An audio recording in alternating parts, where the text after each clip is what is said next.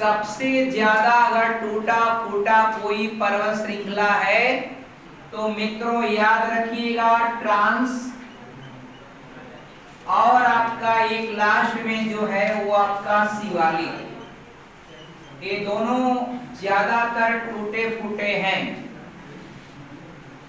बीच बीच में breakable condition मिलेगी, लेकिन एकदम अनब्रेकेबल कंडीशन अगर आपको मिलेगा तो दो याद रखिएगा, बृहद हिमालय और मध्य हिमालय। ये बृहद हिमालय तो पूरा मेनली आपका हिमालय वही है, महान हिमालय, ग्रेट हिमालय, मुख्य हिमालय, सब क्या है? बृहद हिमालय। अब हमको आप बताइए ट्रांस हिमालय का दो विस्तार, एक पामीर का पठार और दूसरा कैलाश पर्वत इन चाइना, और प्राचीन हिमालय के नाम से ट्रांस को ही आप जानते हैं। आगे मित्रों अब हमें बताइएगा काराकोरम की दो प्रमुख चोटियां जिनको बार बार पूछता है। हाँ डियर, क्या बताया आपने? K2 और K4, यानी आप K2 पे K4 मत बोलिए, आप कंप्लीट नाम बोलिए, गार्डविन, ऑस्ट्रिन और गैसर ब्रूम। अब हमको K2 पे 4 बोलने दीजिए, आप बड़ा नाम बोलिए, आपको याद होगा। कहीं अगर पूछ देगा गैसर ब्रूम किस ट्रांस हिमालय की किस पर्वत श्रृंखला का हिस्सा हो गया, K2, K4, K, हमेशा शॉर्टकट रास्ता न चुने, आप बताएं गार्डविन, ऑस्ट्रिन और आपका गैसर ब्रूम, याद रहेगा। अब हमें बताइए काराकोरम की चार ग्लेशियर, तो एक सियाचिन, दूसरा हिस्पर, तीसरा बाल्टोरो और चौथा बियाको, चारों याद रहेगा। Very good. इसके बाद मित्रों जब हम आगे बढ़ेंगे, लद्दाख की सबसे ऊंची चोटी राकापोसी, उसका एक रिकॉर्ड है कि पूरे विश्व में सबसे खड़ी ढाल वाली कोई चोटी है तो वह राकापोसी है, जो आपका पार्ट है किसका? लद्दाख हिमालय का, यानी ट्रांस हिमालय में जो लद्दाख पर्वत श्रृंखला है उसका। और डियर ट्रांस को जब आपने कल पढ़ा तो ये कौन सा है? काराकोरम, ये आपका लद्दाख, जास्कर और पीरबंद। इसमें एक ऐसा है जिसको भूगोल वेत्ता ये आपका ट्रांस हिमालय का हिस्सा नहीं मानते, कुछ भूगोल वेत्ता इसको मानते हैं किसका? बृहद हिमालय का हिस्सा, क्योंकि इसका जो कंपोजिशन है ना वह इन तीनों से मैच नहीं करता। आगे बढ़ेंगे डियर। अब हम आपको कल बृहद हिमालय की चोटियां याद कराए थे, तो देखता हूं उसको रिवाइज कर लेता हूं, क्या उसमें आपको याद है और क्या नहीं याद है। तो डियर बृहद हिमालय या ग्रेट हिमालय, मित्रों ये जो है ना सबसे ज्यादा लंबाई कंटेन करता है, लगभग 2500 किलोमीटर लंबाई इसकी।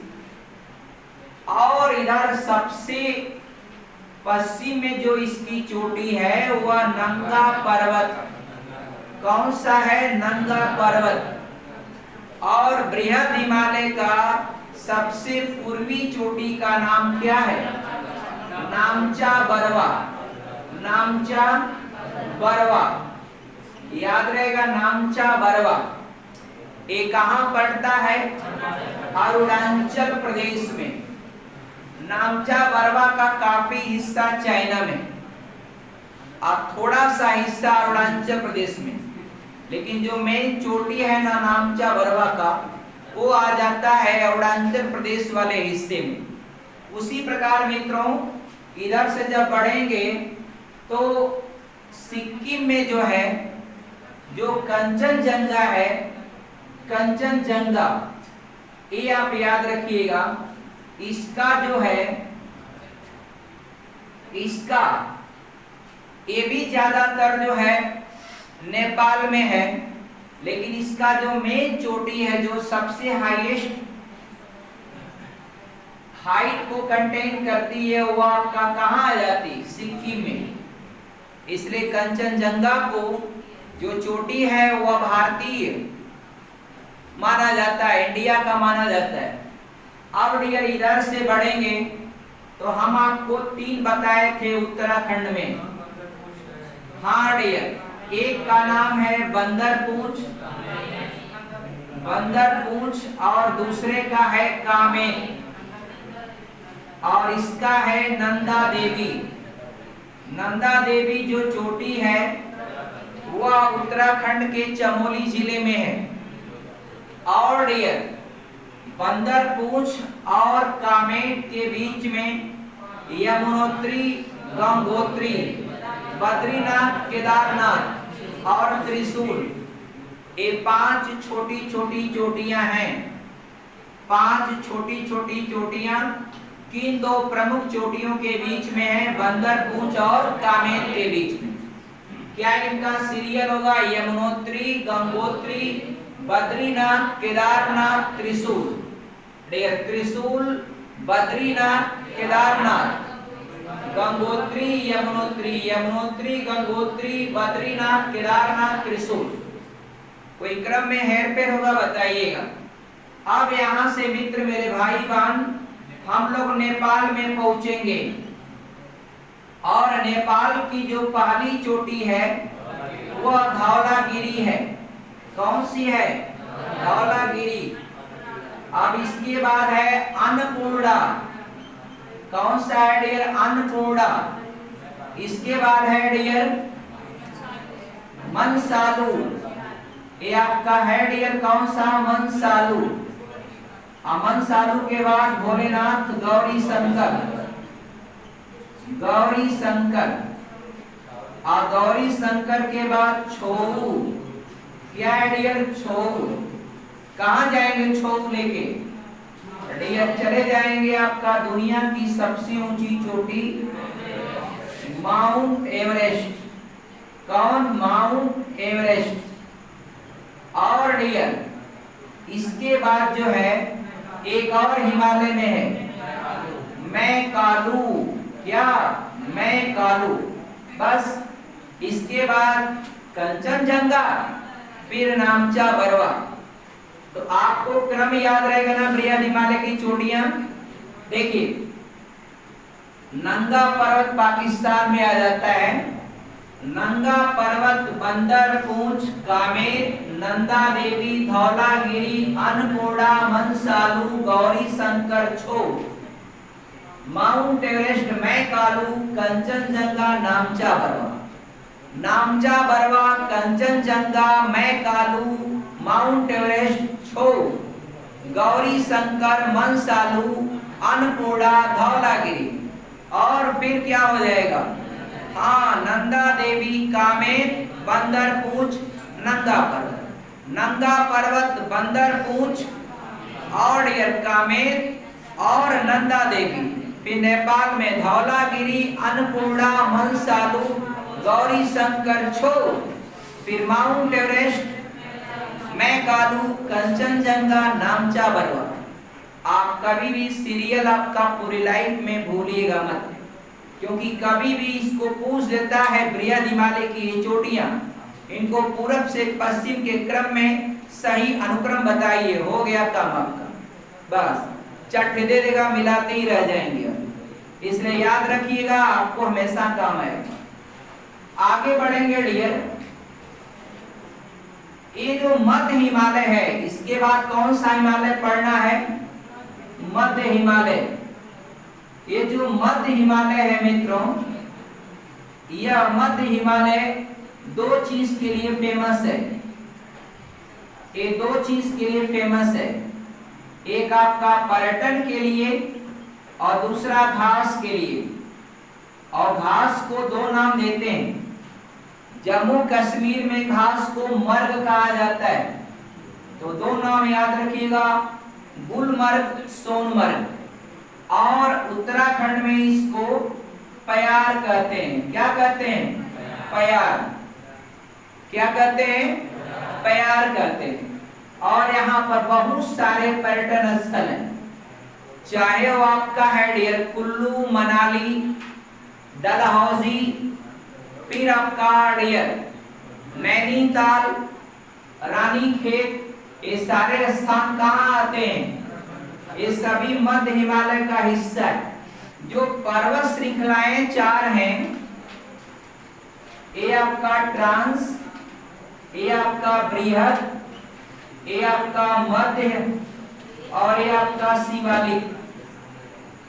अब भगवान शिव पहले कैलाश पर्वत यहीं पर है। ट्रांस का पूर्वी विस्तार क्या है?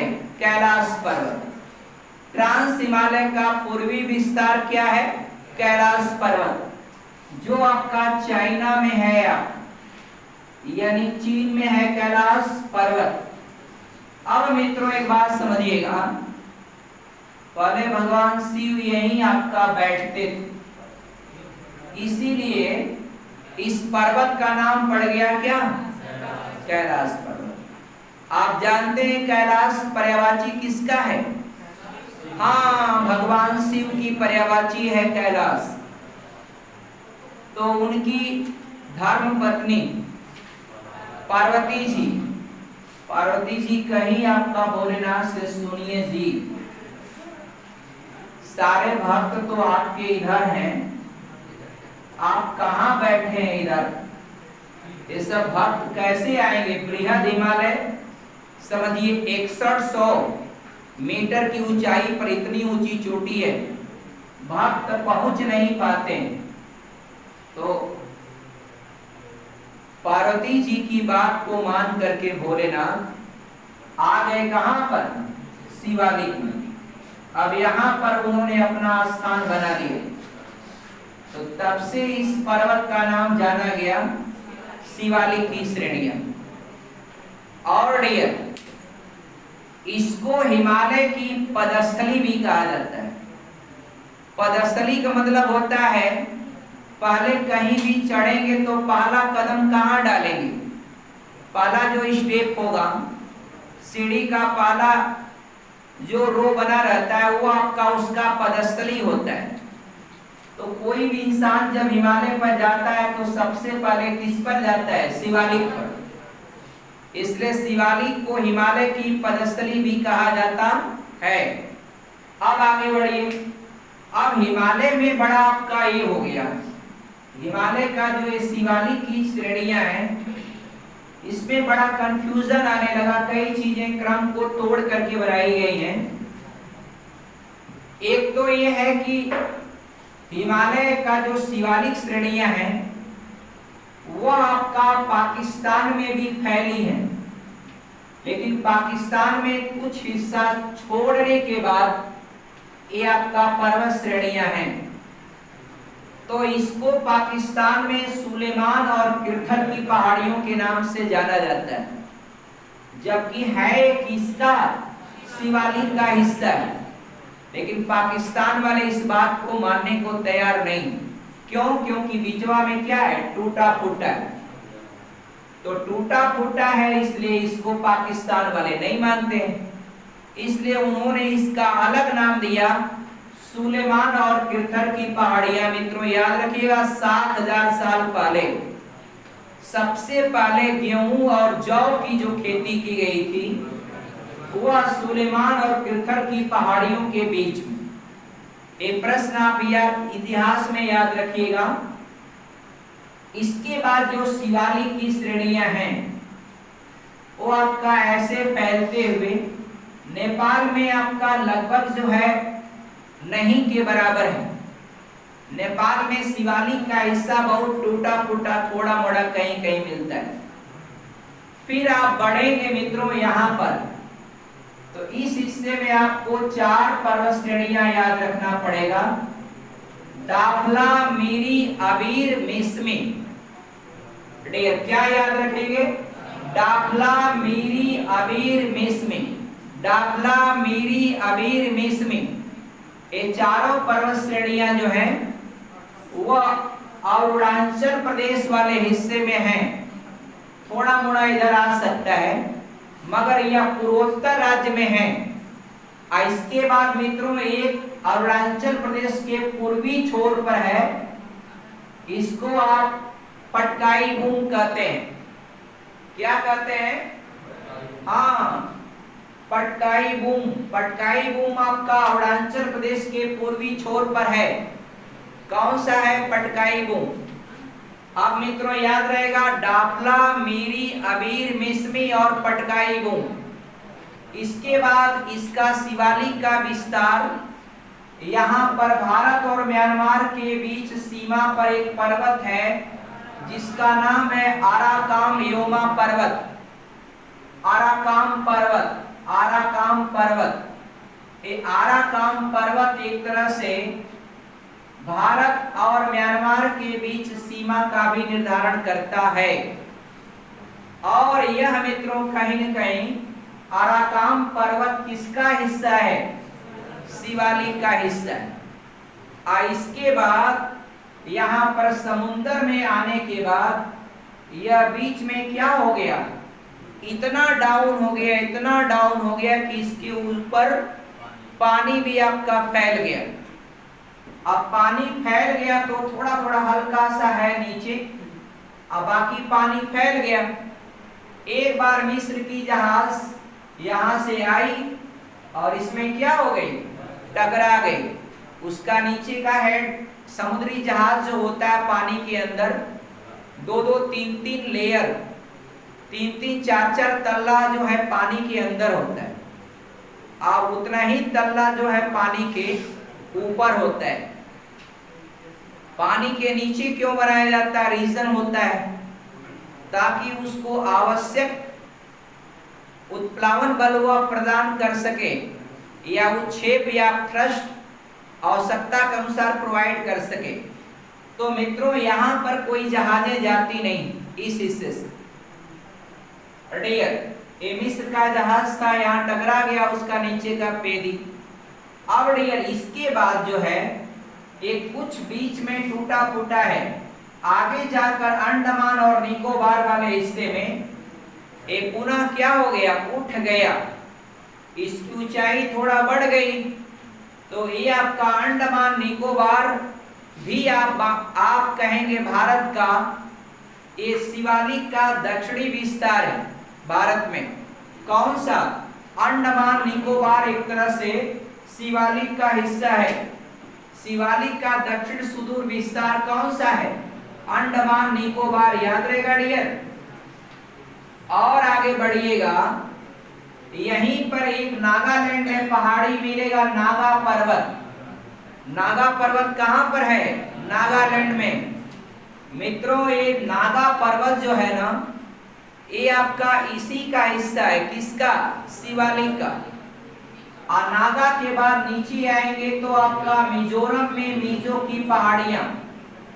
मिजोरम में किसकी पहाड़ियां? मिजो की पहाड़ियां।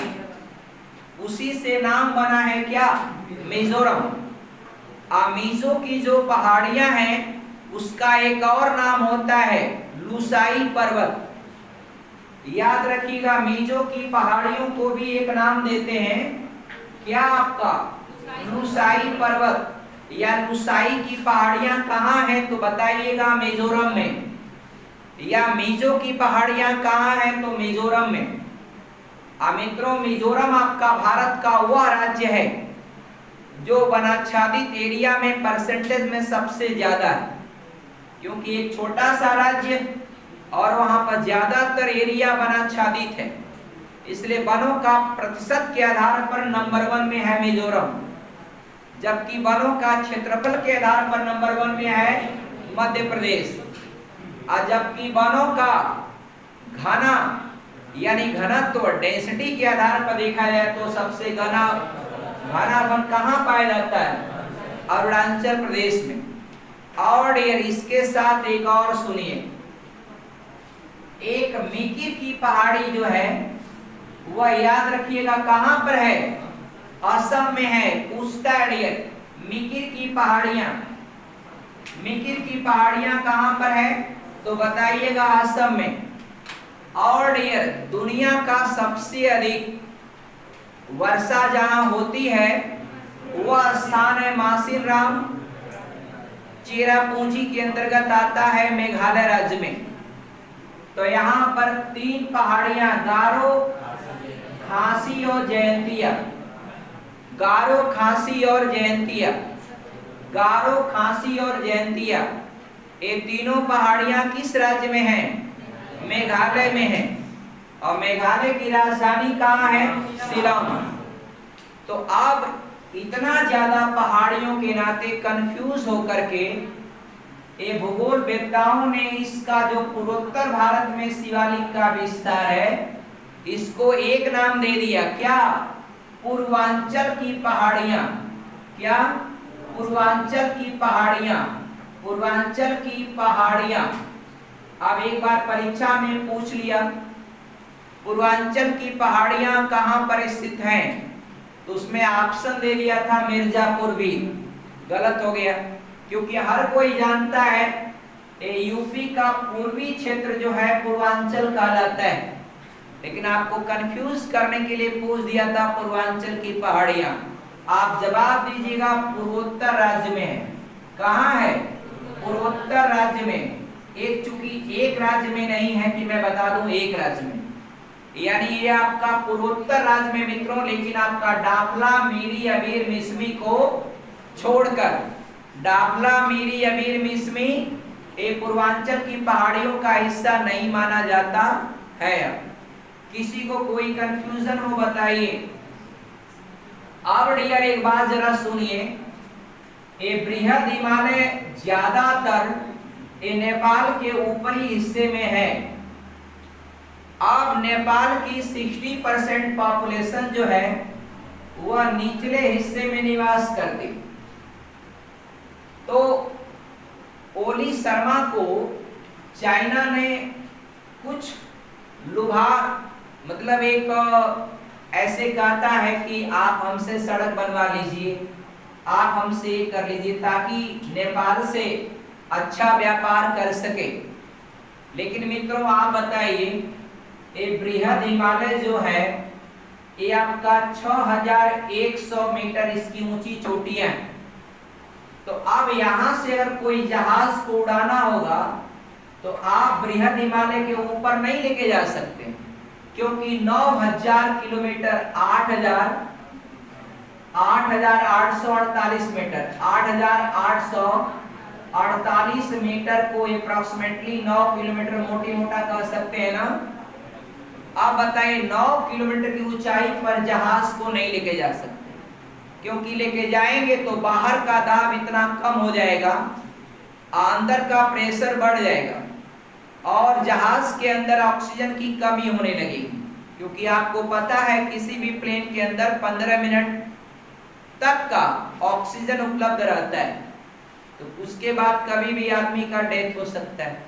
इसलिए मित्रों कभी भी काठमांडू से कोई भी, देखिए दिल्ली से काठमांडू उड़ाने होती हैं, लखनऊ से काठमांडू या हर जगह जो भी आपका है फ्लाइट, लेकिन काठमांडू से इधर जाने के लिए फ्लाइटें नहीं होती, क्योंकि बीच में क्या है? बृहद हिमालय। तो फ्लाइट को पूरा आपका घूम करके जाना पड़ता है। कहां पर? चाइना में।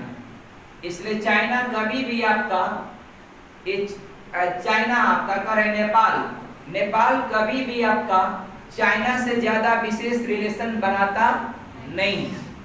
और डियर हम आगे बात करेंगे तो डियर आपका देखिए इस चीज को आप जानिएगा, ये हिमालय बहुत ऊंचा है। इतनी ऊंचाई पर वायुयान को उड़ाना काफी टफ होता है, क्योंकि इतनी ज्यादा ऊंचाई को उड़ाएंगे तो प्रेशर क्या हो जाएगा? कम हो जाएगा। तो अंदर का प्रेशर बढ़ेगा तो जहाज आपका वाइब्रेट करने लगता है। इसलिए जहाज को एक मेंटेन आपका सिचुएशन में लाने का प्रयास किया जाता है। आगे बढ़ा जाए डियर। आप जरा देखिए 2 मिनट और समय दीजिएगा, आपको सारी चीजें क्लियर हो जाएंगी।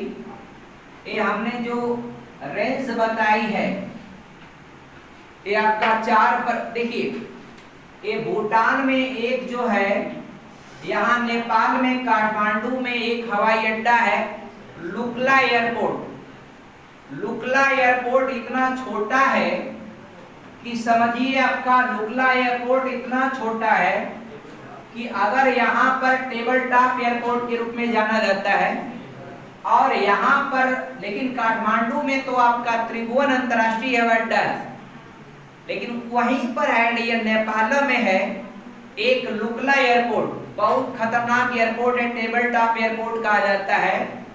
अगर यहाँ पर जहाज अगर यहाँ पर उड़ाया नहीं तो 20 मीटर आगे जाने पर ये आपका बहुत बड़ी खाई है, अब पूरा जहाज गिर जाएगा।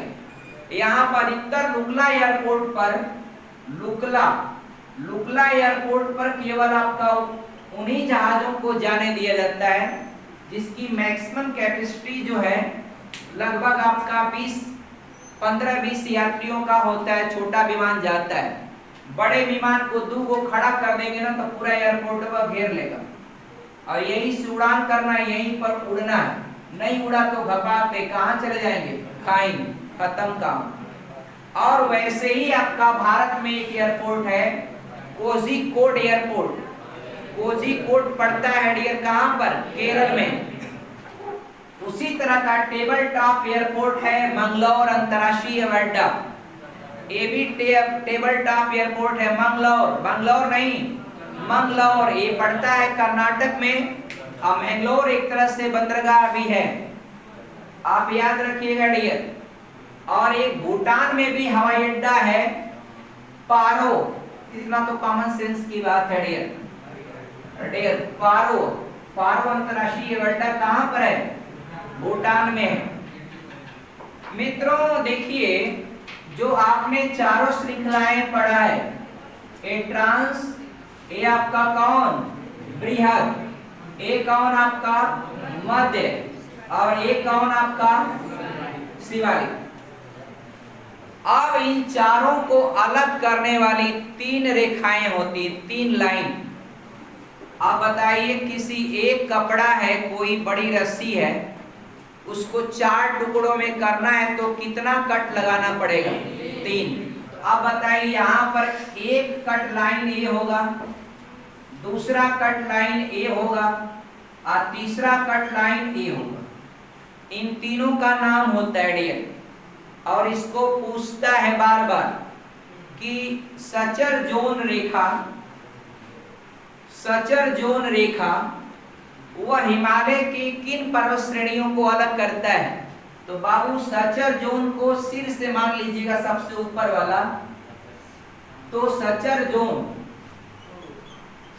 जोन जो है वह अलग करता है किसको, एक ट्रांस हिमालय को बृहद हिमालय से अलग करने वाली लाइन सचर जोन कहलाती है, या इसको एक और नाम देते हैं हिंज, इनको हिंज रेखा भी कहते हैं। हिंज या सचर जोन ये अलग करता है ट्रांस को बृहद से। और ये बताइए, सबसे बीच की ये लाइन है ना, तो इसको सेंट्रल, इसको बोलते हैं डियर, सी से सेंट्रल हो जाएगा, मेन सेंट्रल थ्रस्ट, इसको कह लीजिएगा मेन सेंट्रल थ्रस्ट, इसको मेन सेंट्रल थ्रस्ट करते हैं। एक नीचे है सबसे लास्ट में, इसको ग्रेट बाउंड्री फॉल करते हैं, ग्रेट बाउंड्री फॉल, इसको क्या बोलते हैं, ग्रेट बाउंड्री फॉल। तो ये तीनों रेखाएं, ग्रेट बाउंड्री फॉल शिवालिक को मध्य हिमालय से अलग करती है, और मध्य को बृहद से अलग करती है मेन सेंट्रल थ्रस्ट, और बृहद को ट्रांस से अलग करने वाली लाइन सचर जोन कहलाती। ओके, थैंक्स मित्रों, जय हिंद।